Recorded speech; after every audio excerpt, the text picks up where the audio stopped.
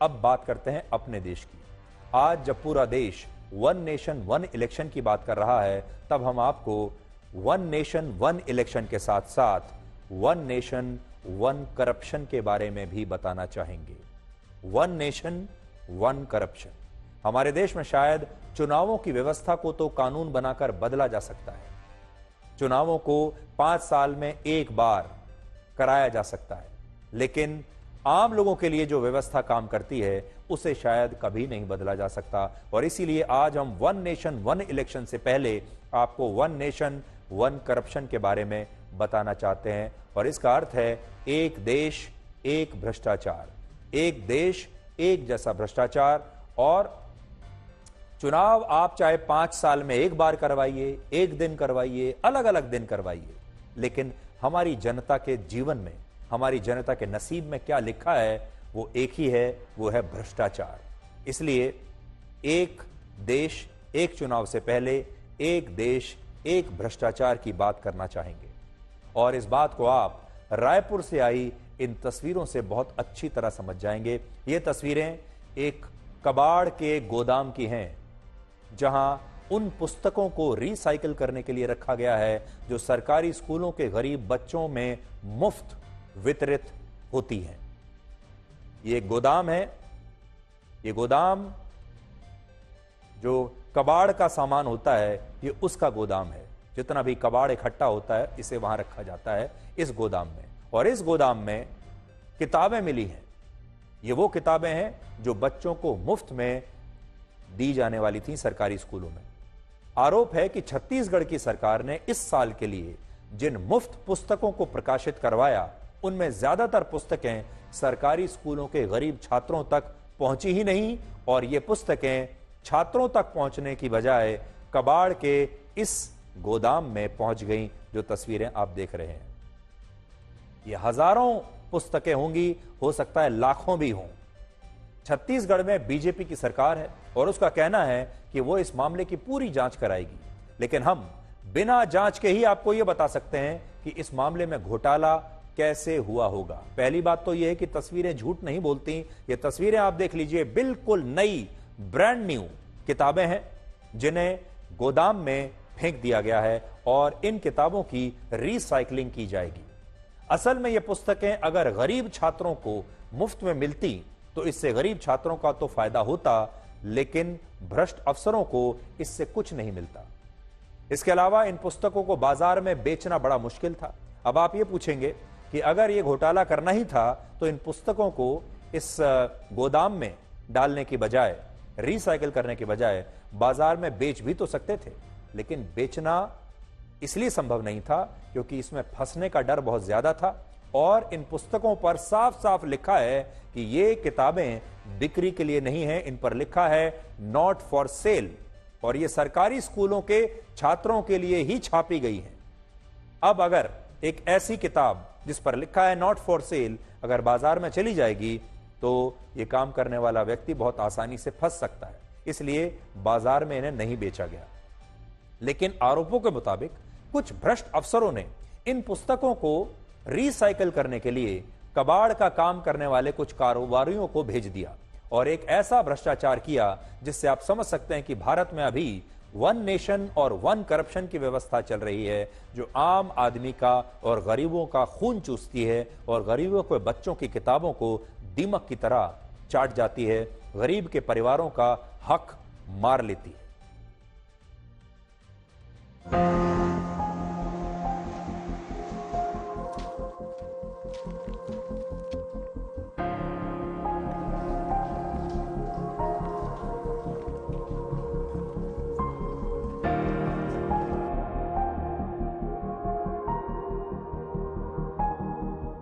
सरकारें कहती हैं पढ़ेगा इंडिया तभी तो बढ़ेगा इंडिया, और अगर बच्चों को किताबें ही नहीं मिलेंगी तो कैसे पढ़ेगा बच्चा?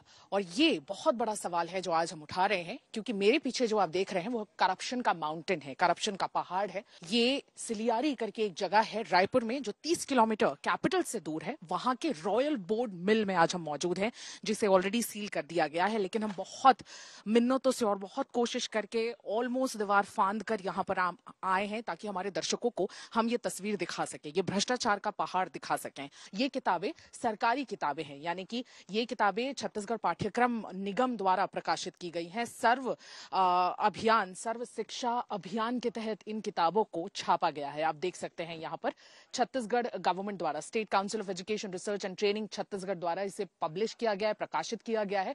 और ये वो किताबें हैं जो निःशुल्क गवर्नमेंट स्कूल्स कॉलेजेस के बच्चों को दी जाती है, फ्री ऑफ कॉस्ट दी जाती है। लेकिन जहां ये किताबें यहाँ पाइल में पड़ी हुई हैं, वहीं ये किताबें बच्चों तक पहुंच नहीं पा रही है। कई ऐसे गवर्नमेंट स्कूल्स हैं जहां पर बच्चे इन किताबों के लिए तरस गए, आखिरी टाइम तक, अपने एकेडमिक ईयर के आखिरी टाइम तक तरसते रहे और उन्हें किताबें नहीं मिली। इवेंचुअली उनके अभिभावक ने जाकर उन्हें दुकान से किताबें पहुंचाई और वो दुकान में फिर एक्सपेंसिव रेट्स, काफी एग्जॉर्बिटेंट प्राइसेस पे काफी महंगी ये किताबें मिली, जो किताबें निःशुल्क गवर्नमेंट द्वारा दी जानी चाहिए थी। और ये किताबें मैं आपको बता दूं, जैसा मैं आपको बता रही थी कि क्लास 1 से लेकर ग्रेजुएशन तक की किताबें हैं और इसका प्रमाण ये सारी किताबें हैं जो यहाँ जमीन पर रखी हुई हैं। आप देख सकते हैं, ये जो मैं किताब अपने हाथ में पकड़ी हुई थी क्लास 5 की किताब है, ये क्लास 1 की है, ये कक्षा 6 की है, ये कक्षा 10 की है, ये 9 की है और ऐसी सारी किताबें हैं। हर एक सब्जेक्ट की किताबें यहाँ पर अवेलेबल है। अधिकारियों द्वारा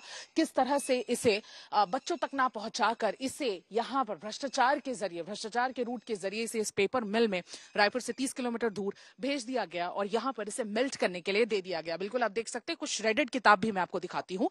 मैं सिर्फ ये दावा नहीं कर रही हूं, बिल्कुल आपको ये दिखाऊंगी भी कि किस तरह से इन किताबों को श्रेड करने के लिए, ये देखिए श्रेड्स यहाँ पर कुछ किताबों के आपको दिख रहे होंगे, इन्हें श्रेड करने के लिए यहाँ पर भेज दिया गया है। ये कुछ श्रेडेड किताबें हैं, कबाड़ की किताबें हैं जो यहाँ पर आई हुई हैं। और आप देख सकते हैं ये जो मिल की हाइट है, ये शेड की हाइट है, वो बहुत ऊंची है और कितने ऊंचे तक ये किताब और ये भ्रष्टाचार का पहाड़, इसकी ऊंचाई आप देख पाएंगे। आपको ये भी बात साफ तौर से बता दूं कि ये किताबें 24-25 यानी आने वाले एकेडमिक ईयर में जाने वाली किताबें हैं। यानी ये किताबें आने वाले दिनों में बच्चों तक क्यों नहीं पहुंचेंगी, ये उसका सीधा सीधा जवाब है, क्योंकि ये किताबें यहां पर मेल्ट करने ऑलरेडी दे दी गई है।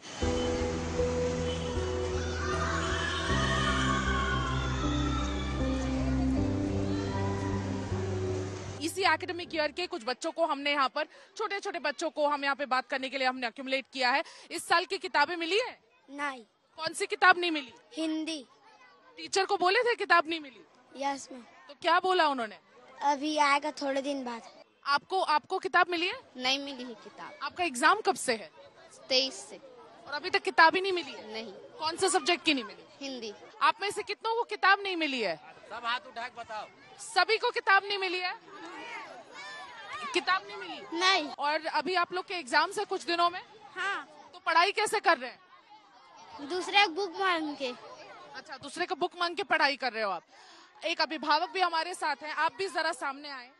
यहाँ पे बहुत सारे ऐसे बच्चे हैं, आपके भी बच्चे इसमें शामिल हैं। बुक्स नहीं मिली है इनको, बुक्स पेपर मिल में जाके वहां पर वेस्ट हो रही है, उनको रद्दी में बेच दिया गया है। हाँ, उनको रद्दी में बेच दिया गया है। बच्चों के पास बुक्स नहीं मिल रही है। इनके थोड़े दिन में एग्जाम से टीचर को बताया गया है, लेकिन उसके बावजूद बुक्स क्यों नहीं? कुछ ऑब्जेक्शन नहीं लिए, बस मिलेंगे कि टाल के रह गए हैं। अब हमारे बच्चे के लिए नहीं मिलता, अब सभी मिलते तो बोलते हैं। सभी बच्चे को नहीं मिले, ऐसे जितने 5वीं क्लास से सभी बच्चे को नहीं मिले। तो देखिए, जिसने भी अपना दिमाग लगाया वही बात को समझ गया कि इन किताबों को बाजार में बेचना तो संभव नहीं होगा, पकड़े जाएंगे। इसलिए उन्होंने सोचा कि इन किताबों को रीसाइक्लिंग के लिए भेज देते हैं और उसमें जो पैसा मिलेगा वो पैसा ये भ्रष्ट अधिकारी कमा लेंगे और अपनी जेब में रख लेंगे। ये हमारे देश के गरीब का हक मार रहे हैं। हमारे देश में जो गरीब परिवार हैं उनके बच्चों का हक मार रहे हैं। और छत्तीसगढ़ के मुख्यमंत्री हैं विष्णुदेव साय, उनसे हम ये जरूर कहना चाहेंगे कि उन्हें इस पूरे घोटाले की अच्छी तरह से जांच करानी चाहिए। और ये सारी किताबें पुरानी नहीं हैं। हो सकता है आप में से बहुत सारे लोगों को लगे कि पुरानी किताबें हो सकता है बेकार हो गई हों, इसलिए इन्हें गोदाम में बेच दिया गया हो। नहीं, किताबें नई हैं, इस सेमेस्टर में पढ़ाई जाने वाली किताबें हैं। ये किताबें गोदाम में धूल चाट रही हैं, लेकिन जहां इन्हें होना चाहिए यानी बच्चों के हाथों में, वहां पर ये नहीं पहुंची। इस बेईमानी को देखने के बाद आज मेरे मन में एक विचार आ रहा है, और वो ये कि आजकल के जमाने में ईमानदारी बस उन्हीं मुट्ठी भर लोगों में बच गई है जिन्हें अभी तक बेईमानी करने का मौका नहीं मिला है। क्योंकि जिसे भी बेईमानी का जरा सा भी मौका मिलता है वो चूकता नहीं, वो सबसे पहले ईमानदारी का त्याग करके बेईमानी करने से नहीं चूकता। और इसीलिए हमने आपसे आज कहा कि भारत में इस समय वन नेशन वन करप्शन चल रहा है। सरकार किसी की भी हो, पूरे देश में जिसे जब मौका मिलता है वो भ्रष्टाचार कर देता है अपनी जेबें भरने के लिए। हालांकि छत्तीसगढ़ की सरकार ने इस मामले में कहा है कि उसने अतिरिक्त पुस्तकों को कबाड़ के गोदाम में भेजा था, जबकि हमारी टीम ऐसे कई छात्रों से मिली है जिन्हें इस साल वहां मिलने वाली मुफ्त पुस्तकें नहीं दी गई हैं।